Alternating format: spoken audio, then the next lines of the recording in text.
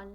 இன்றைக்கி நம்ம என்ன பார்க்க போகிறோன்னா, கேரி கெல்லர் அவர்கள் எழுதிய தி ஒன் திங் அப்படிங்கிற புத்தகத்திலிருந்து டாமினோ எஃபெக்ட்டுங்கிற கான்செப்ட் பற்றி தான் இந்த பகுதியில் நம்ம பார்க்க போகிறோம். டாமினோ எஃபெக்ட் அப்படின்னா என்னென்னா, ஒரு செயல் ஒரு தொடர்ச்சியாக ஒரு செயலை நம்ம செய்யும்போது அது நமக்கு ஏற்படுத்துகிற விளைவுகள் தான் டாமினோ எஃபெக்ட். அதாவது ஒரு வரிசையாக கொஞ்சம் மரத்துண்டுகளை நீங்கள் அடுக்கி வச்சுருக்கீங்கன்னு இமேஜின் பண்ணிக்கோங்க. அது நம்ம இந்த பிக்சரில் நீங்கள் பார்க்குற மாதிரி வரிசையாக சில மரத்துண்டுகளை அடுக்கி வச்சுருக்கீங்க. இப்போது அதில் முதல் மரத்துண்டை நீங்கள் தட்டி விட்டீங்க அப்படின்னா, அதுக்கு ஒரு ஃபோர்ஸ் கொடுத்து அதை தள்ளி விட்டீங்கன்னா, அது அதற்கு அடுத்து இருக்கிற ஒரு மரத்துண்டை அது தள்ளிவிடும். அந்த ஃபோர்ஸ் அதற்கு அடுத்து இருக்கிறது. அப்படியே அது வரிசையான ஒரு நிகழ்வாக போய்கொண்டே இருக்கும். இவ்வாறாக ஒரு சீரீஸ் ஆஃப் ரிலேட்டட் ஈவெண்ட்ஸ் நடக்கிறது தான் டாமினோ எஃபெக்ட் அப்படிங்கிறது. இது ஒரு செயின் ரியாக்ஷன்.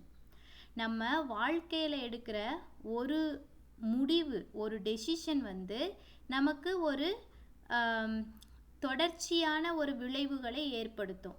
அப்போது நம்ம எடுக்கிற அந்த முடிவு இல்லை நம்ம பண்ணுற ஒரு செயலை சரியான செயலாக தேர்ந்தெடுத்து பண்ணணும் அப்படின்னா நமக்கு கிடைக்கிற விளைவுகள் நல்ல விளைவுகளாக இருக்கும். இப்போ ஒரு டாமினோ, அதாவது இப்போ இந்த மரத்துண்டுகளில் இப்போ முதல் மரத்துண்டை விட ரெண்டாவது மரத்துண்டு கொஞ்சம் பெருசாக இருந்தாலும் அந்த முதல் மரத்துண்டுக்கு நம்ம கொடுக்குற ஃபோர்ஸ், அதோட எனர்ஜி அந்த இரண்டாவது மரத்துண்டை அதோட சைஸ் பெருசாக இருந்தால் கூட அதை ஃபோர்ஸ் பண்ணி தள்ளி விடுற அளவுக்கு அதுக்கான ஆற்றல் இருக்கும். அதாவது என்ன சொல்ல வராங்க அப்படின்னா, நம்ம ஒரு செயலை தொடர்ச்சியாக கன்சிஸ்டண்ட்டாக பண்ணிகிட்டே இருக்கோம் அப்படின்னா ஒரு பாயிண்ட் ஆஃப் டைமில், over the period of time, அதோட விளைவுகள் நமக்கு நல்ல விளைவுகளாக இருக்கும். அதனால் என்ன நடக்கும் அப்படின்னு பார்த்தீங்க அப்படின்னா, அதோட ஃபைனல் சக்ஸஸ் ரொம்ப எக்ஸ்ட்ராடினரி சக்ஸஸாக இருக்கும். அப்போது இப்போ கரண்ட் மொமெண்ட்டில் நம்ம என்ன செயல் பண்ண போகிறோம் அப்படிங்கிறத நம்ம சரியான செயலாக தேர்ந்தெடுக்கணும். இப்போது உங்கள் கையில் 2 செயல் இருக்குது. ஒன்று, நீங்கள் நாளைக்கு உங்களோட எக்ஸாமுக்கு புத்தகத்தை எடுத்து படிக்கலாம், இல்லை நீங்கள் கொஞ்ச நேரம் டிவி பார்க்கலாம். இந்த 2 செயல் உங்கள் மைண்டில் ஓடிட்டுருக்கு. இந்த 2 செயலில் எதை தேர்ந்தெடுக்கணும் அப்படிங்கிற மாதிரி உங்கள் மைண்டில் ஓடிட்டுருக்கு அப்படின்னா, இந்த மொமெண்ட்டில் நீங்கள் தேர்ந்தெடுக்கிற அந்த சரியான செயல் அடுத்த உங்கள் வாழ்க்கையில் நடக்க இருக்கிற விளைவுகளை சரியான விளைவுகளாக கொண்டு போய் சேர்க்கும். இப்போ நீங்கள் நாளைக்கு எக்ஸாமுக்கு படிக்கணும் அப்படிங்கிற செயலை தேர்ந்தெடுத்தீங்க அப்படின்னா உங்களோட பரீட்சையில் நீங்கள் நல்ல மதிப்பெண் எடுக்க முடியும். அடுத்து உங்களோட அந்த நல்ல மதிப்பெண்ணானது அடுத்து நீங்கள் செய்யக்கூடிய ஒரு செயலுக்கு உங்களுக்கு ஒரு மோட்டிவேஷனை கொடுக்கும், உங்களுக்கு ஒரு உத்வேகத்தை கொடுக்கும்.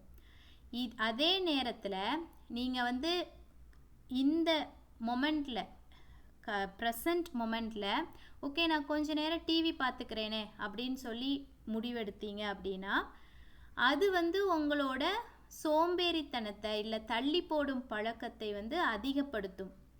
அப்போது உங்களோட எக்ஸாமில் மார்க்ஸ் கம்மியாகும்.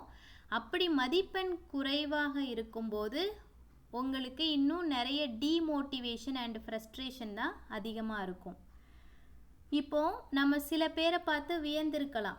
சில மனிதர்கள் நிறைய நாலேஜ், நிறைய அறிவோடு, நிறைய திறமைகளோடு, நிறைய பணம் சேர்த்த மனிதர்களாக இருக்கலாம். அவங்க யாருக்குமே அந்த பணமோ அந்த திறமையோ அந்த அறிவோ ஒரே நாளில் வந்தது கிடையாது. எல்லாருக்குமே over the period of time, அதாவது கொஞ்சம் கொஞ்சமாக அவங்க முயற்சி பண்ணி தொடர்ச்சியாக அவங்க உழைத்ததின் பயன்தான் அவங்க சேர்த்த அந்த அறிவும் அந்த பணமும் அந்த திறமைகளும்.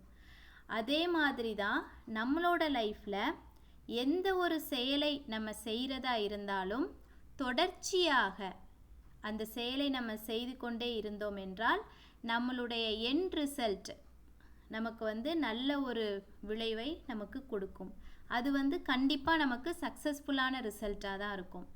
இதற்கு வந்து ஒரு சிறிய கதையோடு முடிக்கலாம் என்று நினைக்கிறேன்.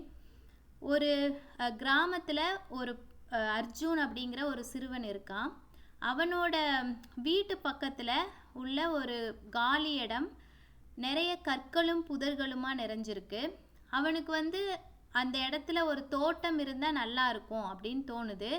இருந்தாலும் அந்த கற்களும் புதர்களும் நிறைந்த அந்த இடத்தை பார்க்குறப்ப அவனுக்கு வந்து ரொம்ப இதை எப்படி நம்ம ஒருத்தங்களால் க்ளீன் பண்ணி முடிக்க முடியும் அப்படின்ட்டு ரொம்ப மலைப்பாக அவனை வந்து அதை நினைக்கிறான். அவனுக்கு வந்து ரொம்ப அது ஓவர்வெல்மிங்காக இருக்குது.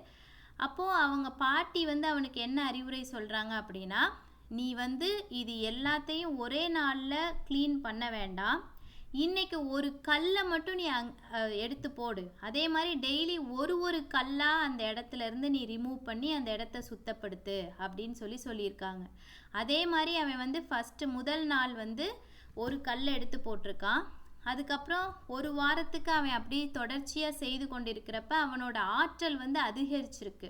அவனோட ஆற்றல், அதே மாதிரி அவனோட உத்வேகம், மன உறுதி எல்லாமே அதிகமாக இருக்குது. அப்போது அவன் இன்னும் நிறைய அந்த இடத்துல இருக்கிற களைகள், கற்களை தினமும் அகற்றி கொண்டே இருந்த பலனாக அந்த இடம் வந்து நல்ல சுத்தமான இடமாக மாறிடுச்சு. அதற்கப்புறம் அவன் வந்து அந்த இடத்துல நிறைய பூச்செடிகள், காய்கறிகள், பழங்கள் எல்லாமே விதைத்து அந்த இடத்த ஒரு நல்ல ஒரு அழகான தோட்டமாக மாற்றினான்.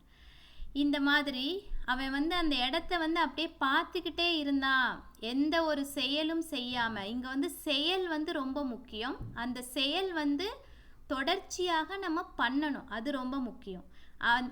இந்த அர்ஜுன்கிற சிறுவன் வந்து அவன் எதுவுமே பண்ணாமல் அந்த இடத்த அப்படியே பார்த்துட்டே சும்மா இருந்திருந்தான் அப்படின்னா அவனுக்கு இந்த அழகான தோட்டம் அப்படிங்கிறது கிடச்சிருக்காது.